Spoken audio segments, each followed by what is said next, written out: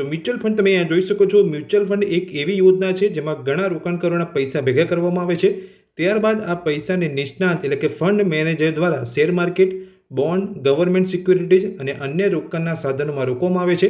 એટલે જે તમે અહીંયા એસઆઈપી દ્વારા પૈસા રોકો છો મ્યુચ્યુઅલ ફંડની અંદર, તે પૈસાને અહીંયા ફંડ મેનેજર દ્વારા share market, bond, government securities અને અન્ય રોકાણના સાધનોમાં રોકવામાં આવતા હોય છે. એટલે જે તમે અહીંયા એસઆઈપી કરો છો અને જેની અંદર તમે પૈસા રોકો છો તેને અહીંયા મ્યુચ્યુઅલ ફંડ કહેવામાં આવે છે. તો સરળ ભાષામાં કહીએ તો નીચે તમે આ જોઈ શકો છો.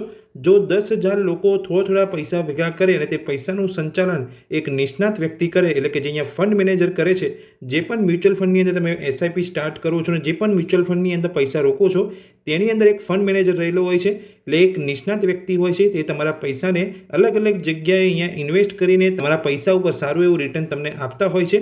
તો જો 10,000 લોકો થોડા પૈસા ભેગા કરે અને તે પૈસાનું સંચાલન એક નિષ્ણાત વ્યક્તિ કરે તો તેને મ્યુચ્યુઅલ ફંડ કહી શકાય. તો મ્યુચ્યુઅલ ફંડમાં રોકાણ કરીને સામાન્ય વ્યક્તિ પણ શેર બજારમાં પરોક્ષ રીતે રોકાણ કરી શકે છે.